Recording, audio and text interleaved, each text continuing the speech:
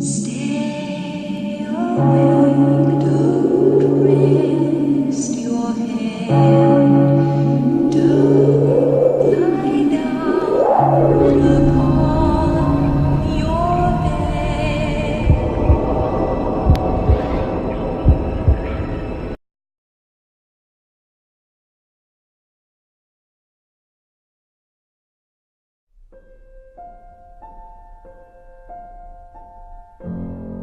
In December 1967, John Updike was writing Talk of the Town for the New Yorker, and he spent most of that Talk of the Town column talking about the Umbrella Man.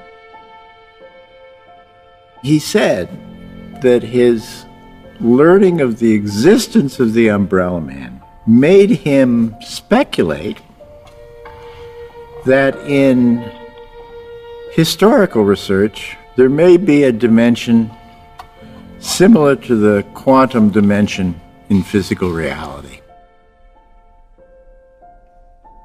If you put any event under a microscope, you will find a whole dimension of completely weird, incredible things going on. It's as if there's the macro level of historical research where things sort of obey natural laws and usual things happen and unusual things don't happen. And then there's this other level where everything is really weird. On November 22nd, it rained the night before, but everything cleared by about 9 or 9:30 in the morning. So if you were looking at various photographs of the motorcade route and the crowds gathered there, you will have noticed nobody's wearing a raincoat. Nobody has an open umbrella. Why? Because it's a beautiful day. It's a beautiful day in the neighborhood. It's a beautiful day in the neighborhood. And then I noticed in all of Dallas, there appears to be exactly one person standing under an open black umbrella. And that person is standing where the shots begin to rain into the limousine. Let us call him the Umbrella Man. Did you name the Umbrella Man? Yes. You can see him in the certain frames from the Zapruder film standing right there by the Stemmons Freeway sign. There are other still photographs taken from other locations in Dealey Plaza which show the whole man standing under an open black umbrella. The only person under any umbrella in all of Dallas standing right at the location where all the shots come into the limousine. Can anyone come up with a non-sinister explanation for this? So I published this in 6 seconds, but didn't speculate about what it meant or got into any of the conspiracy theories, because everybody else got into the conspiracy theories. There was one wingnut who published a book with a diagram of the umbrella.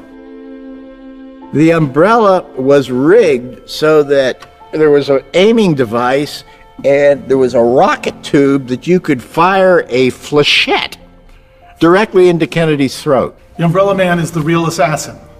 That was the idea. That was the source of the hole in the throat, folks, right? Well, I asked that the Umbrella Man come forward and explain this, right? So he did. He came forward and he went to Washington with his umbrella, and he testified in 1978 before the House Select Committee on Assassinations. He explained then why he had opened the umbrella and was standing there that day. The open umbrella was a kind of protest, a visual protest. It wasn't a protest of any of John Kennedy's policies as president. It was a protest at the appeasement policies of Joseph P. Kennedy, John Kennedy's father, when he was ambassador to the court of St. James in 1938 and 39.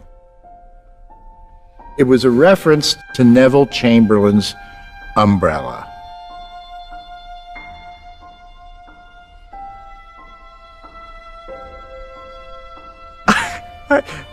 I read that and I thought, this is just wacky enough. It has to be true. And I take it to be true.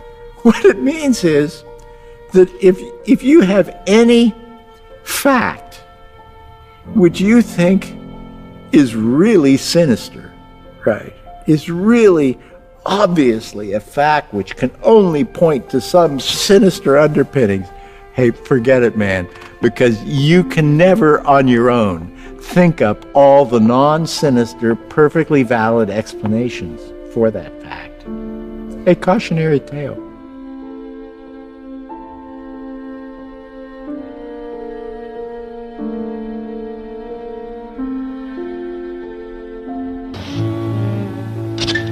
And the umbrellas, two men today. Toodle-lama-lama, toodle-lama-lama, toodle-yay. I'll fix your umbrellas and go on my way, singing toodle-lama-lama, toodle-yay.